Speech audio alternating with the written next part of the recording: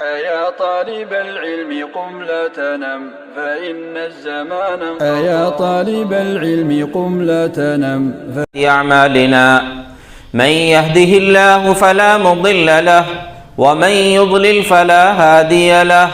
وأشهد أن لا إله إلا الله وحده لا شريك له وأشهد أن محمدا عبده ورسوله يا أيها الذين آمنوا اتقوا الله حق تقاته ولا تموتن إلا وأنتم مسلمون يا أيها الناس اتقوا ربكم الذي خلقكم من نفس واحدة وخلق منها زوجها وبث منهما رجالا كثيرا ونساء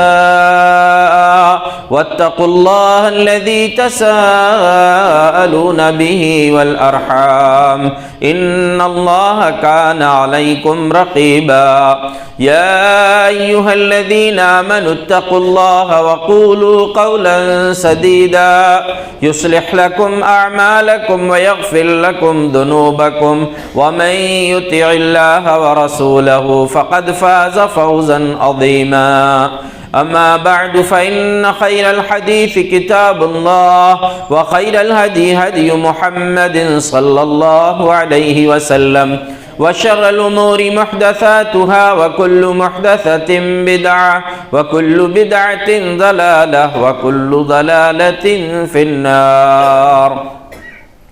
أعوذ بالله من الشيطان الرجيم. بسم الله الرحمن الرحيم. وما كان لبشر أن يكلمه الله إلا وحيا أو من وراء حجاب أو يرسل إليه رسولا فيوحي بإذنه ما يشاء إنه علي حكيم. وكذلك أوحينا إليك روحا من أمرنا ما كنت تدري ما الكتاب ولا الإيمان ولكن جعلناه نورا نهدي به من نشاء من عبادنا وإنك لتهدي إلى صراط مستقيم. اللهم صل على محمد وعلى آل محمد كما صليت على إبراهيم وعلى آل إبراهيم إنك حميد مجيد. اللهم بارك على محمد وعلى آل محمد كما باركت على إبراهيم وعلى آل إبراهيم إنك حميد مجيد. رب اشرح لي صدري ويسر لي أمري واحلل عقدة من لساني يفقه قولي. اللهم انفعنا بما علمتنا وعلمنا ما ينفعنا وزدنا علما. اللہ رب العالمین نے انسانوں کے پیدائش کے بعد انسانوں کی ہدایت کا انتظام بھی فرمایا ہے، اور اللہ تبارک و تعالی نے انسانوں تک اپنے پیغام کو پہنچانے کے لیے مختلف انداز اپنائے ہیں، جس کا تذکرہ قرآن کریم کی ان آیات میں جو ابھی آپ کے سامنے خطبہ مسنونہ کے بعد تلاوت کی گئی ہیں، اللہ رب العالمین نے اس میں فرمایا ہے، اور بالخصوص جو آخری انداز ہے اس کو اللہ تبارک و تعالی نے ذکر فرمایا، وَمَا كَانَ لِبَشَرٍ أَن يُكَلِّمَهُ اللَّهُ إِلَّا وَحْيًا، کسی انسان کے لیے مناسب ہی نہیں ہے کہ اللہ رب العالمین اس سے ڈائریکٹ بات کرے، الا وحین، پہلی شکل یہ ہو سکتی ہے کہ اللہ رب العالمین اس کو دل میں کوئی بات ڈال دے یا خواب کے ذریعے سے کچھ دکھلا دے جس پر یقین بھی ہو جائے کہ یہ اللہ کی طرف سے ہے، او من وراء حجاب، یا پھر اللہ رب العالمین پردے کے پیچھے سے کسی سے بات کرے، یعنی انسان دیکھ نہ سکے لیکن بات اللہ رب العالمین سے ہو جائے، جیسے موسیٰ علیہ السلام سے اللہ رب العالمین کی بات ہوئی اور بات ہونے پر حضرت موسیٰ علیہ السلام نے رب سے مطالبہ کیا تھا ربی ارینی انظر الیک، اے میرے رب مجھ کو دکھ، میں تجھے دیکھوں گا۔ اللہ نے فرمایا لن ترانی، موسیٰ تم دیکھ نہیں سکتے، ولیکن انظر الی الجبل، دیکھنے کی تمنا ہے تمہاری، یہ پوری نہیں ہو سکتی، لیکن تم صرف پہاڑ کی طرف دیکھو، اس پر ہماری تجلی پڑے گی، اگر وہ اپنی جگہ پر سلامت رہ گیا تو تم دیکھ سکتے ہو۔ اور پھر ہوا یہ کہ اللہ کی تجلی اس پر پڑی، موسیٰ علیہ السلام بے ہوش ہو گئے، اور اس وقت اللہ رب العالمین نے موسیٰ علیہ السلام سے بات کیا پردے سے۔ اسی طرح تیسری شکل او یرسل رسولا فیوحی الیہ باذنہ، یا پھر تیسرا انداز اللہ کا انسانوں تک اپنی بات پہنچانے کا یہ ہے کہ اللہ رب العالمین کسی فرشتے کو انسان کی طرف، یعنی انسانوں میں سے وہ جن کو اللہ نے رسالت اور نبوت عطا فرمایا، کہ کسی فرشتے کو بھیجے اور پھر وہ وحی کے ذریعے اللہ کا پیغام اس انسان تک پہنچائے۔ انہو لعلی حکیم، یقیناً اللہ رب العالمین بلند و بالا اور حکمت والا ہے۔ یہ تیسرا انداز جو ہے کہ اللہ تبارک و تعالیٰ کسی فرشتے کو بھیجے وحی لے کر جو رسولوں تک اللہ کا پیغام پہنچا دے، اس تیسرے انداز کو اب اگلی آیت میں اللہ رب العالمین نے ذکر کیا، اور خاص طور سے امت محمدیہ کے لیے اس انداز سے جو ایک نعمت عطا کیا ہے اس کا اللہ رب العالمین نے ذکر کیا، اور اس کو کیا مقام اللہ نے دیا ہے وہ ہمارے لیے قابل غور ہے۔ اللہ نے فرمایا وَكَذَلِكَ أَوْحَيْنَا إِلَيْكَ رُوحًا مِّنْ أَمْرِنَا، اسی طرح یعنی رسول کو، فرشتے کو بھیج کر انسانوں میں سے جو رسول بنائے گئے ان کی طرف جو اللہ نے پیغام بھیجا، ان میں سے ایک انداز یہ ہے کہ اسی طرح ہم نے تمہاری طرف روحم من امرنا، اپنے حکم سے روح کو نازل کیا ہے۔ روح سے مراد یہاں قرآن ہے جس کو اللہ تبارک و تعالی نے روح قرار دیا ہے۔ اب آپ اندازہ لگائیں کہ قرآن کو روح کہہ کر اللہ تبارک و تعالی ہم کو کیا پیغام دینا چاہتا ہے، اور اللہ نے اپنے نبی سے فرمایا اسی کے آگے ما کنت تدری مل کتاب ولل ایمان، اے نبی آپ اس سے پہلے یہ نہیں جانتے تھے کہ کتاب کیا چیز ہے اور ایمان کیا چیز ہے۔ یعنی ہم نے یہ کتاب کو جو روح کی شکل میں، روح کی حیثیت دے کر ہم نے اس کو تمہارے پاس نازل کیا، انسانوں کی ہدایت کے لیے نازل کیا۔ اے نبی اس کتاب سے پہلے آپ بھی اس قرآن کے نازل ہونے کے پہلے کتاب کو نہیں جانتے تھے، ایمان کو نہیں جانتے تھے۔ وَلَكِنْ جَعَلْنَاهُ نُورًا نَهْدِي بِهِ مَن نَّشَاءُ مِنْ عِبَادِنَا،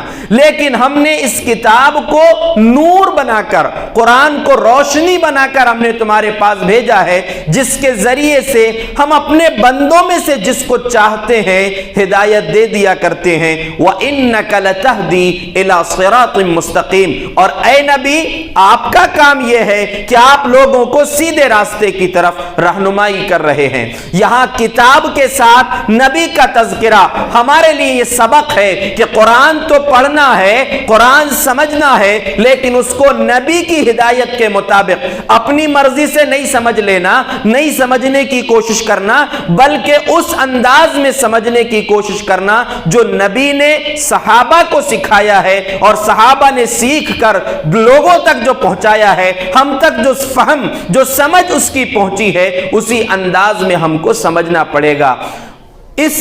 ان آیات میں جو اصل بات ہے کہ اللہ تبارک و تعالی نے قرآن کو کیا مقام دیا ہے، روح کا مقام دیا ہے۔ انسانی زندگی میں، انسانی جان میں جب تک روح ہوتی ہے تو وہ انسان قابل قدر ہے اور کام کے لائق ہے، اس سے کوئی فائدہ لوگوں کو ہو سکتا ہے، لیکن جیسے ہی انسانی جان سے روح کو الگ کر دیا جاتا ہے، وہ دنیا کا سب سے معزز ترین انسان کیوں نہ ہو، دنیا والوں کے لیے بہت زیادہ کام کا انسان کیوں نہ ہو، اس کی کوئی حیثیت نہیں رہتی سوائے اس کو قبر کے حوالے کرنے کے۔ اسی لیے یاد رکھیں کہ روح کا مقام انسانی زندگی میں کیا ہے، اور قرآن کو اللہ تبارک و تعالی نے روح کہا ہے، تو مسلمان کو اس بات کو یاد رکھنا چاہیے جس مسلمان کی زندگی میں روح نہیں ہے، قرآن نہیں ہے، اس کا مطلب اس کی زندگی روح سے خالی ہے، اس کی زندگی حقیقت میں روح سے خالی ہے۔ اس کو اس بات پر غور کرنا چاہیے۔ اللہ تبارک و تعالی نے قرآن کو روح قرار دیا، اور آپ دیکھیے نبی صلی اللہ علیہ وسلم کی نبوت کا، رسالت کا اللہ نے جہاں جہاں تذکرہ کیا ہے، اور آپ کی ذمہ داریوں کا، رسالت والی ذمہ داریوں کا جہاں بھی تذکرہ کیا، وہاں سب سے پہلے کیا بات کہی ہے؟ ابراہیم علیہ السلام نے دعا کی تھی مکہ کے لوگوں کے لیے، ربنا وابعث فیہم رسولا منہم یتلو علیہم آیاتک، اے میرے رب، اے ہمارے رب، تو ان لوگوں میں اہل مکہ کے لیے ایک ایسے رسول کو بھیجنا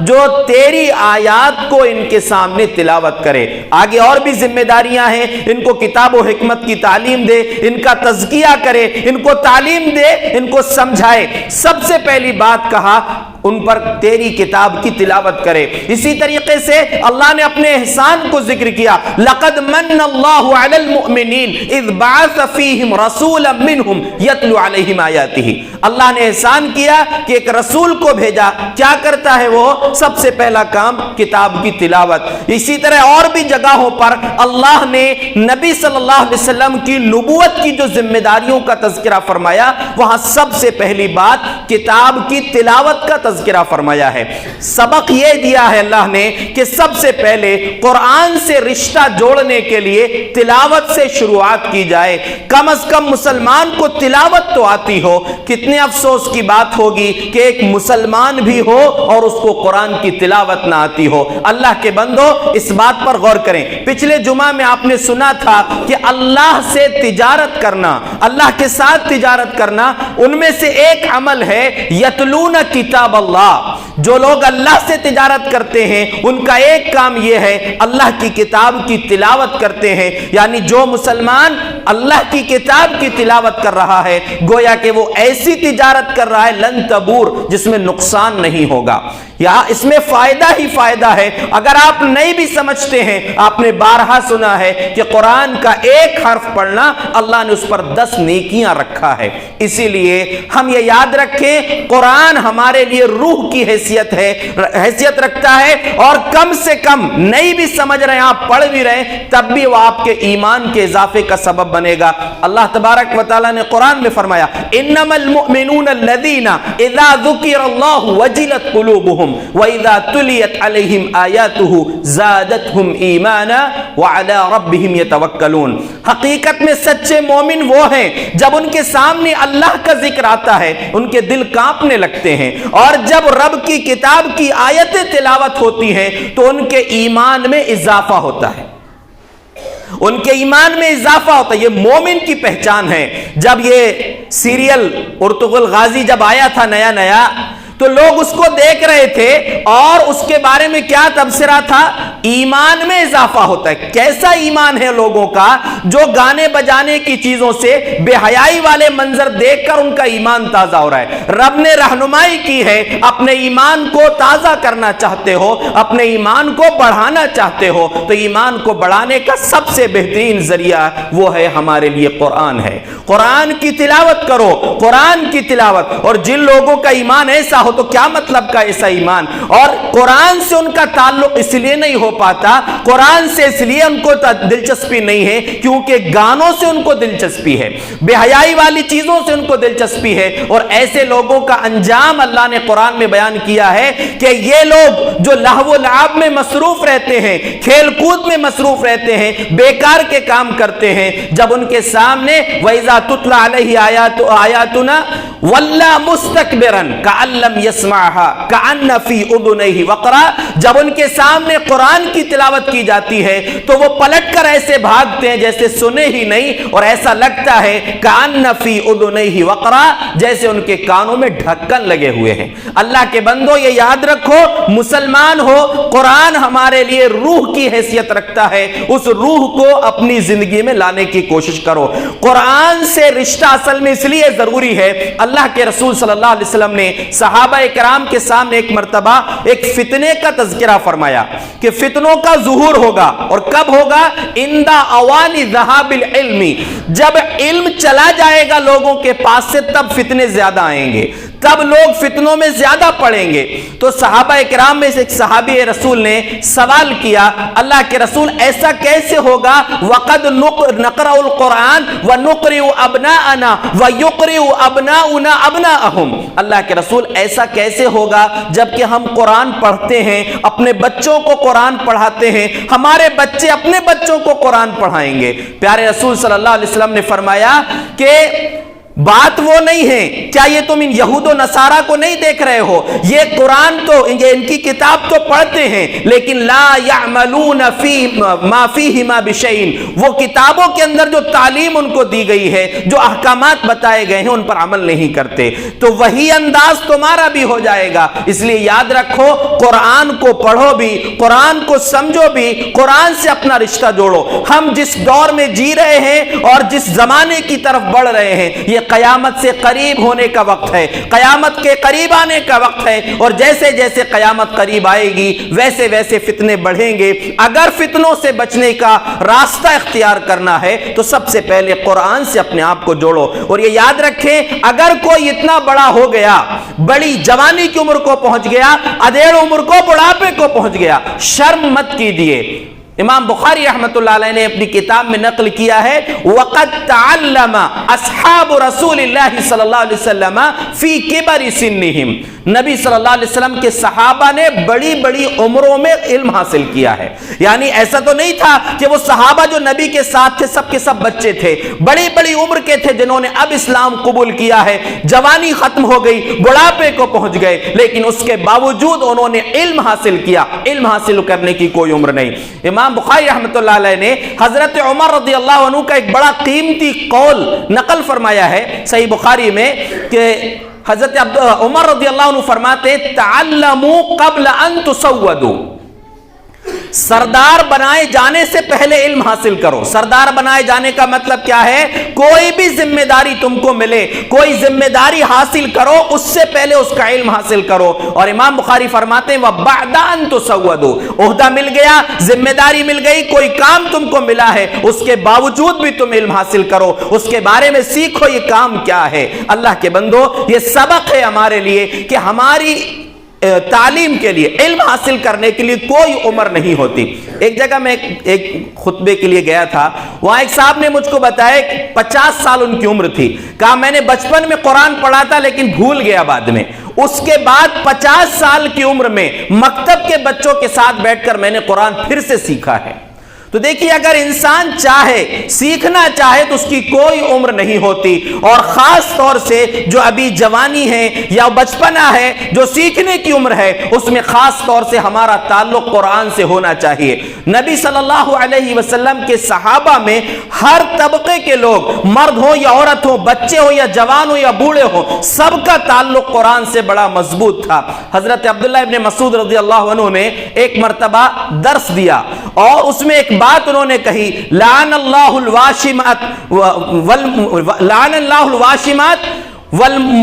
والمتنمسات والمتفلجات للحسن المغیرات خلق اللہ۔ عبداللہ بن مسعود رضی اللہ عنہ نے لوگوں کے سامنے یہ بات کہی کہ گدنے والی، گدوانے والی، اور آئیبرو بنانے والی، اور اسی طریقے سے خوبصورتی کے لیے اپنے دانتوں کے، سامنے والے دانتوں کے بیچ میں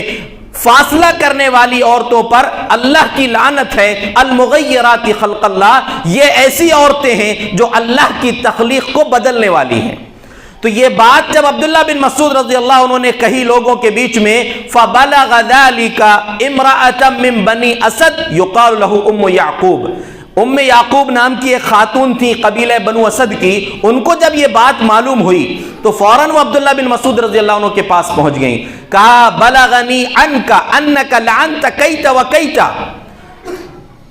آپ نے، مجھے معلوم ہوا ہے کہ آپ نے فلاں فلاں قسم کی عورتوں پر لعنت کی ہے، اور آپ نے کہا ہے کہ یہ کتاب اللہ میں، اللہ کی کتاب میں یہ بات موجود ہے، اللہ کی لعنت ہے ایسی عورتوں پر۔ تو حضرت عبداللہ بن مسعود رضی اللہ عنہ نے فرمایا وَمَا لِيَ أَلْعَنُ مَنْ لَعَنَ رسول اللہ صلی اللہ علیہ وسلم وَهُوَ فِي کتاب اللہ، میں ایسی عورتوں پر لعنت کیوں نہ کروں جن پر اللہ کے رسول نے لعنت کیا ہے اور جو اللہ کی کتاب میں بھی موجود ہے۔ حضرت عبداللہ بن مسعود جب یہ بات کہنے لگے تو وہ خاتون کا جو جملہ ہے وہ قابل غور ہے۔ وہ یعقوب نے کہا لقد قرأت ما بین اللوحین فما وجدت فیہ ما تقول، عبداللہ آپ نے یہ بات کہی ہے کہ قرآن میں یہ چیز موجود ہے، میں نے دو دفتیوں کے بیچ جو قرآن ہے پورا قرآن میں نے پڑھی ہوں، کہیں بھی مجھ کو یہ بات نہیں ملی۔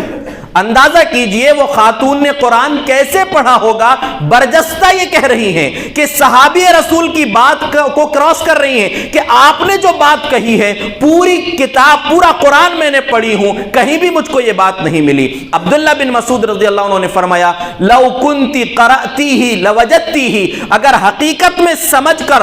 تم نے قرآن کو پڑھا ہوتا تو تم اس چیز کو پا لیتی۔ کہا کہ تم نے یہ آیت نہیں پڑھی وما آتاکم الرسول فخذوا وما نہاکم عنہ فانتہوا، جو اللہ رسول تم کو دیں وہ لے لو اور جس سے رسول روک دیں اس سے تم رک جاؤ۔ کہا یہ آیت تو میں نے پڑھی ہے۔ کہا یہ اللہ کے رسول نے لعنت کیا ہے، اس کا مطلب یہ اللہ رب العالمین کی طرف سے لعنت ہے۔ تو عبداللہ بن مسعود رضی اللہ عنہ نے جو بات کہی تھی وہ عورت نے کیا کہا، یعقوب نے پورا قرآن میں نے پڑھی، واضح طور پر کسی آیت میں یہ چیز ذکر نہیں، یعنی انسان فوراً یہ بات کہہ دے کہ پورا قرآن کہیں بھی آیت نہیں ہے، واقعی نہیں تھی وضاحت کے ساتھ کہ جس میں ایسی عورتوں پر لعنت ہو، لیکن سمجھایا بعد میں عبداللہ بن مسعود رضی اللہ عنہ نے کہ اللہ کے رسول نے لعنت کیا ہے، اس کا مطلب وہ اللہ رب العالمین کی طرف سے ہے، کیونکہ قرآن کہتا ہے کہ رسول جو دے وہ لے لو اور جس سے روک دے اس سے رک جاؤ۔ تو یہ خواتین بھی، ان کا بھی تعلق قرآن سے تھا۔ ایک صحابیہ ہیں حضرت حارثہ بن نعمان کی بیٹی،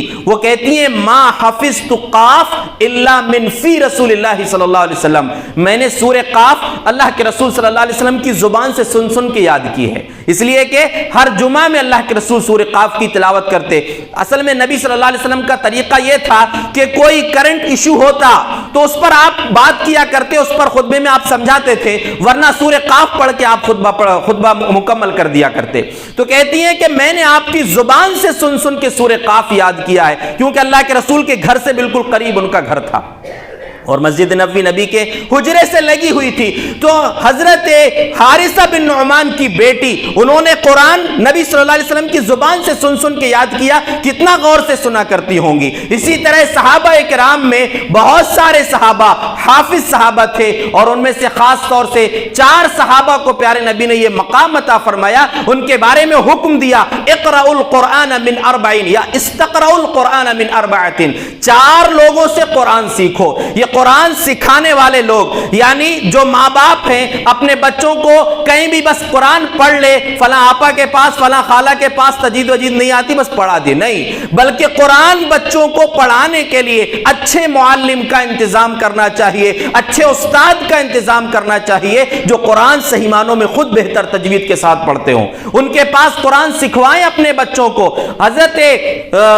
اللہ کے رسول صلی اللہ علیہ وسلم نے جو 4 لوگوں کا تذکرہ کیا، حضرت عبداللہ بن مسعود، سالم مولا ابی حذیفہ، ابی بن کعب اور معاذ بن جبل، قابل غور بات یہ ہے کہ یہ سب جوان صحابہ تھے۔ ان میں سے ابی بن کعب کچھ عمر والے تھے، باقی 3 صحابہ یہ نئی نئی عمر کے لڑکے تھے، انہوں نے قرآن کو اس حد تک سیکھا تھا، ایسے قرآن پر عبور حاصل کیا کہ پوری امت میں ان 4 لوگوں کو یہ مقام حاصل ہوا کہ قرآن کو ان لوگوں سے سیکھو۔ اور حضرت عبداللہ بن مسعود رضی اللہ عنہ جو سب سے پہلے ہیں ان میں، ان کو تو کیا مقام اللہ نے دیا۔ اصل میں دیکھیے نئی عمر سے قرآن سے ان کا تعلق تھا، 13-14 سال کے تھے۔ یہ کہتے ہیں کہ جب مشرکین مکہ پیارے رسول صلی اللہ علیہ وسلم کو ستا رہے تھے، میں اس وقت عقبہ بن ابی معیط کی بکریاں چراتا تھا، بکریاں چرا رہے تھے، تو اللہ کے رسول صلی اللہ علیہ وسلم اور ابو بکر صدیق دونوں آئے اور اس وقت ان دونوں نے مجھ سے مطالبہ کیا کہ حل عندک من لبن فتسقینا،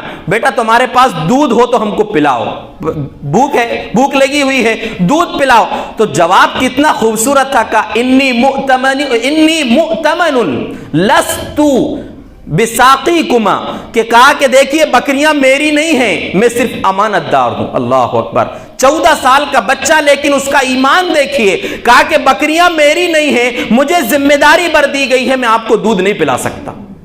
یہ بچے کا جواب تھا۔ یہاں پر ایک حدیث یاد رکھیں، اللہ کے رسول صلی اللہ علیہ وسلم کو فرمان ہے الرجل راع فی مال سیدہ وہو مسئول عن رعیتہ، نوکر، خادم، غلام اپنے مالک کے مال کا ذمہ دار ہے اور اس سے قیامت کے دن پوچھا جائے گا۔ کتنے لوگ ایسے ہیں، کسی کے پاس نوکری کرتے تھے، نوکری کے بیچ میں اتنی چوری کیے، اتنا دھوکہ دیے کہ اس کو پورا ڈوبا دیا اور خود سیٹ بن کے بیٹھ گئے۔ ایسے آپ کو کئی مل جائیں گے جو اپنے مالک کا بہت نقصان کر کے اپنے آپ کو بڑا بنا لیے، قیامت کے دن اللہ پوچھے گا۔ عبداللہ بن مسعود نے جب یہ جواب دیا، پیارے رسول نے فرمایا ایسی کوئی بکری لاؤ جو اب تک بچہ نہ دی ہو، ظاہر سی بات ہے کہ اس کے بعد ہی دودھ آئے گا اس کو۔ تو انہوں نے ایک چھوٹی بکری لا کر دیا، بکری چھوٹی جس کے اب تک بچے نہیں ہوئے تھے۔ اللہ کے رسول صلی اللہ علیہ وسلم نے کیا کہ اس کو، بکری کو کھڑا کرنے کے بعد فَمَسَحَ الضَّرْعَ وَدَعَا فَحَفَلَ الضَّرْعُ، پیارے رسول نے اس کے تھن میں ہاتھ لگایا، دعا کی، کچھ پڑھا آپ نے، اور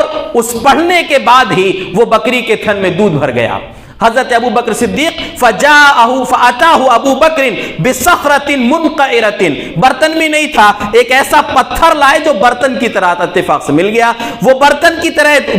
پتھر تھا، اس میں دودھ دویا، اللہ کے رسول صلی اللہ علیہ وسلم نے خود بھی پیا، ابو بکر صدیق رضی اللہ عنہ کو پلایا، اور عبداللہ بن مسعود کہتے ہیں میں نے بھی پیا۔ اس کے بعد آپ نے فرمایا اقلس، وہ تھن کو پھر اشارہ کر کے آپ نے فرمایا کہ سکڑ جا، فقلسا، وہ تھن پھر سے اپنی اصلی حالت میں ہو گیا، یعنی بکری جیسے کہ ویسی ہو گئی۔ عبداللہ بن مسعود کہتے ہیں بعد میں نے اللہ کے نبی سے ملاقات کیا اور کہا کہ علمنی ھذا القول، اللہ کے رسول مجھ کو بھی وہ بات سکھائیے، یعنی جو پڑھ کر آپ نے وہ بکری کو پھونکا تھا وہ مجھ کو بھی سکھائیے۔ آپ نے فرمایا انکا غلام معلم، بیٹا تم حقیقت میں اس لائق ہو کہ تم کو سکھایا جائے، یعنی جذبہ تھا سیکھنے کا۔ کہتے ہیں کہ میں نے فحفظت من فی رسول اللہ صلی اللہ علیہ وسلم 70 سورۃ لا ینازعنی احد، میں نے اس کے بعد اللہ کے رسول صلی اللہ علیہ وسلم کی زبان سے 70 صورتیں ایسی یاد کی ہیں کہ کوئی غلطی نہیں نکال سکتا میری۔ یہ عبداللہ بن مسعود رضی اللہ عنہ چھوٹے صحابی ہیں، لیکن قرآن سے ان کے تعلق کا یہ عالم ہے، اور یہ مقام اللہ نے قرآن کی وجہ سے اتنی عزت بخشا۔ امیر المومنین عمر بن خطاب رضی اللہ عنہ کا دور خلافت ہے، کوفہ سے ایک آدمی آیا، قیس بن مروان، جب پہنچا امیر المومنین کے پاس تو آ کر کہا کہ میں کوفہ سے آیا ہوں اور وہاں ایک ایسے آدمی کو چھوڑ کر آیا ہوں، یعنی ایسے آدمی کو میں نے دیکھا ہے جو لوگوں کو املا کرواتا ہے عن ظہر قلب، مصحف نہیں دیکھتا، کتاب نہیں دیکھتا، بلکہ دل سے وہ قرآن لکھواتا ہے۔ اس کے پاس یہ چیز ہے کہ اپنی زبان سے، دل میں جو یاد ہے اس سے لوگوں کو املا کرواتا ہے۔ وہ کہتے ہیں بیان کرنے والے کہ امیر المومنین نے جیسی یہ بات سنی تو اتنا غصہ ہوئے، ان کی رگیں پھول گئیں، اور غصے میں انہوں نے کہا کہ کون ہے وہ جس نے یہ کام کیا؟ یعنی قرآن کی حفاظت کا معاملہ تھا کہ زبان سے کیسے وہ کروا رہا ہے، اس کو مصحف سے دیکھ کر املا کروانا چاہیے تھا۔ تو انہوں نے کہا کہ وہ عبداللہ بن مسعود ہے۔ جیسے عبداللہ بن مسعود کا نام سنا تو فوراً امیر المومنین کا غصہ ٹھنڈا ہو گیا، اور آپ کا جو غصہ تھا وہ ختم ہو گیا، اور اس کے بعد کہا کہ حقیقت میں وہی اکیلا آدمی ایسا بچا ہے ابھی جو زبان سے املا کروا سکتا ہے، یعنی اس کو قرآن ایسا یاد ہے حقیقت میں کہ بغیر مصحف دیکھے ہوئے وہ املا کروا سکتا ہے، اور اس کو یہ مقام اللہ نے دیا ہے۔ اور اس کے پھر بعد واقعہ انہوں نے سنایا کہ ایک دن اللہ کے رسول کا طریقہ تھا کہ رات میں کبھی کبھی ابو بکر صدیق اور ہمارے ساتھ بیٹھ کر امت کے مسائل پر بات کرتے تھے۔ رات کا وقت تھا، ہم اللہ کے رسول صلی اللہ علیہ وسلم کے ساتھ واپس آ رہے تھے، مسجد کے پاس پہنچے تو کیا دیکھتے ہیں فَإِذَا رَجُلٌ قَائِمٌ يُصَلِّي يَقْرَأُ الْقُرْآنَ، ایک آدمی کھڑے ہو کر نماز پڑھ رہا ہے، قرآن کی تلاوت چل رہی ہے۔ اللہ کے رسول صلی اللہ علیہ وسلم وہاں رک گئے، قرآن کی تلاوت سننے لگے، اور کہتے ہیں فَقِدْنَا أَن نَعْرِفَهُ، ابھی ہم سوچ ہی رہے تھے کہ یہ کون آدمی ہے جو قرآن کی تلاوت مسجد میں کر رہا ہے۔ اچانک اللہ کے رسول صلی اللہ علیہ وسلم نے فرمایا ان کی آواز سن کر کہ من سرہ ان یقرأ القرآن رتبا کما انزل فلیقرأ علی قراءۃ ام عبد، جس کو قرآن اگر ویسے ہی پڑھنا ہے جیسے قرآن نازل ہوا ہے تو عبداللہ بن مسعود کے انداز میں قرآن کو پڑھے۔ وہ عبداللہ بن مسعود تھے جو مسجد کے اندر تلاوت کر رہے تھے کہ قرآن کو جیسا نازل ہوا ہے ویسے پڑھنا چاہتے ہو تو عبداللہ بن مسعود کے انداز میں پڑھو۔ اس کے بعد کہتے ہیں کہ وہ دعا کرنے لگے تو پیارے نبی نے فرمایا سل تعطا سل تعطا، اے عبداللہ مانگ تیری دعا قبول ہوگی۔ عبداللہ بن عمر، حضرت عمر فرماتے ہیں فقلت فی نفسی، دل میں خیال آیا لأغدون فلا ابشرنہ، میں صبح صبح جا کر عبداللہ بن مسعود کو اس کی بشارت سناؤں گا کہ تمہارے بارے میں اللہ کے رسول نے بات کہی ہے۔ کہتے ہیں جیسے صبح میں عبداللہ بن مسعود کے پاس پہنچا، پہلے ہی ابو بکر صدیق پہنچے ہوئے تھے، اور میں نے بار بار کوشش کیا زندگی میں کہ کبھی تو ابو بکر سے نیکی میں آگے بڑھ جاؤں، خیر کے کام میں، لیکن کبھی بھی میں ان سے آگے نہیں بڑھ سکا۔ یہ عجیب دور تھا صحابہ کا، ایک دوسرے کی عظمت کا کیسا اعتراف کرتے تھے، خوشی کتنی تھی اپنے بھائی کی خوشی، قرآن کوئی اور پڑھ رہا ہے، بشارت سنانے صبح پہنچ گئے اور دیکھا تو ان سے پہلے ابو بکر صدیق پہنچے ہوئے ہیں۔ یہ صحابہ کا اللہ نے ان کو یہ مقام دیا تھا۔ انہی میں سے ایک صحابی سالم مولا ابی حذیفہ، سالم رضی اللہ عنہ، حضرت حذیفہ رضی اللہ عنہ کے غلام تھے آزاد کردہ، ان کو بھی اللہ کے نبی نے نامزد کیا کہ ان سے سیکھو۔ ان کو بھی اللہ نے کیا قرات عطا کی تھی۔ اللہ کے رسول صلی اللہ علیہ وسلم ایک مرتبہ گھر میں تشریف فرما ہے، حضرت عائشہ رضی اللہ عنہ فرماتی ہیں میں آپ کے پاس جانے میں لیٹ ہو گئی تو آپ نے پوچھا ما حبسکی عائشہ، عائشہ کون سی چیز نے تجھ کو روک دیا؟ کہا اللہ کے رسول مسجد میں ان رجلا فی المسجد ما سمعت احسن قراءۃ منہ، اللہ کے رسول مسجد میں ایک ایسے شخص کی قرات کی آواز سنائی دے رہی ہے، میں نے اس سے خوبصورت آواز کبھی نہیں سنی، اتنی خوبصورت تلاوت چل رہی ہے میں نے ویسی آواز نہیں سنی۔ کہتی ہیں اللہ کے رسول اٹھ کر گئے، جا کر دیکھا تو وہ سالم، حضرت سالم رضی اللہ عنہ تھے۔ اللہ کے نبی صلی اللہ علیہ وسلم نے فرمایا الحمدللہ الذی جعل فی امتی مثلک، اے سالم رب کی تعریف ہے جس نے تیرے جیسے انسان کو میری امت میں پیدا کیا ہے۔ اللہ اکبر، نبی کی زبان سے ان کے لیے یہ کلمات نکل رہے ہیں، کیوں نکل رہے ہیں؟ قرآن سے ان کا ویسا تعلق تھا۔ حضرت زید بن ثابت، جب اللہ کے رسول کی وفات کے بعد بہت سے حفاظ صحابہ شہید ہو گئے، اللہ کے رسول صلی اللہ علیہ وسلم کی وفات بھی ہو گئی ہے، ابو بکر صدیق رضی اللہ عنہ خلیفہ ہیں، حضرت عمر نے آ کر مشورہ دیا امیر المومنین بہت سے صحابہ حافظ صحابہ شہید ہو گئے، میرا خیال یہ ہے کہ آپ قرآن کو ایک جگہ جمع کروا دیں۔ کہا کہ دیکھو صحابہ کی سوچ دیکھیے، کہا کیف افعل شیئا لم یفعلہ رسول اللہ صلی اللہ علیہ وسلم، اے عمر میں کیسے وہ کام کر لوں جو کام خود اللہ کے رسول نے نہیں کیا۔ اللہ کے رسول نے اپنی زندگی میں قرآن لکھوایا تو تھا لیکن ایک جگہ جمع نہیں کروایا۔ تو حضرت عمر بار بار بولتے رہے، یہاں تک کہ ابو بکر صدیق کو بھی بات سمجھ میں آ گئی۔ اس کے بعد ایک نوجوان کا انتخاب کیا تھا۔ کون سے نوجوان تھے؟ حضرت زید بن ثابت۔ جب اللہ کے رسول مدینہ تشریف لائے تھے تب ان کی عمر 11 سال تھی، صرف 11 سال کی عمر تھی، اس وقت وہ مسلمان ہوئے تھے، اور پہلی جو جنگ ہوئی تھی غزوہ بدر، اس میں کم عمری کی وجہ سے ان کو موقع نہیں ملا تھا شریک ہونے کا، لیکن اللہ نے مقام کیا دیا قرآن کی وجہ سے، قرآن لکھا کرتے تھے۔ ابو بکر صدیق نے بلایا، کہا انک رجل شاب عاقل لا نتہمک فتتبع القرآن فاجمعہ، اے زید تم ایسے جوان ہو، سمجھدار بھی ہو، اور ہم تمہارے اندر کوئی عیب نہیں پاتے، ہمارا خیال یہ ہے کہ قرآن کو جمع کر لو، لوگوں سے تلاش کرو جس کے پاس بھی قرآن ہے۔ کہا انہوں نے بھی یہی بات کہی تھی، کہا امیر المومنین آپ وہ کام کیسے کریں گے جو اللہ کے رسول نے نہیں کیا؟ آج تو کتنے کام ایسے رسول نے کیا کہ نہیں کیا، صحابہ نے کیا کہ نہیں، اس سے مطلب نہیں، بس ہم کو اچھا لگ رہا ہے لوگ کرنا شروع کر دی۔ نہیں، چیک کریے کون سا کام آپ کا اللہ اور اس کے رسول کے فرمان کے مطابق ہے یا نہیں۔ کہتے ہیں پھر اس کے بعد میں نے قرآن کو جمع کیا۔ تو یہ دیکھیے یہ صحابی 11 سال کی عمر تھی جب ایمان لائے تھے، اور اس کے بعد چند سالوں میں اللہ نے وہ مقام ان کو عطا کیا۔ معاذ بن جبل جیسے صحابی رسول، جوان صحابی جن سے قرآن سیکھنے کو اللہ کے رسول نے فرمایا، یہ جس وقت ان کی وفات ہوئی امیر المومنین عمر بن خطاب رضی اللہ عنہ کے دور خلافت میں صرف 33 یا 38 سال کے تھے۔ 33 یا 38 سال میں وفات ہو گئی، اس سے پہلے یمن کے گورنر بن گئے۔ اللہ کے رسول نے خاص طور سے نامزد کیا ان سے قرآن سیکھو، یہ مقام اللہ نے کیوں دیا تھا؟ قرآن کی وجہ سے عطا فرمایا تھا۔ چھوٹے چھوٹے بچے جو تھے ان کا قرآن سے تعلق تھا۔ عبداللہ بن عباس رضی اللہ عنہ، امیر المومنین عمر بن خطاب اپنی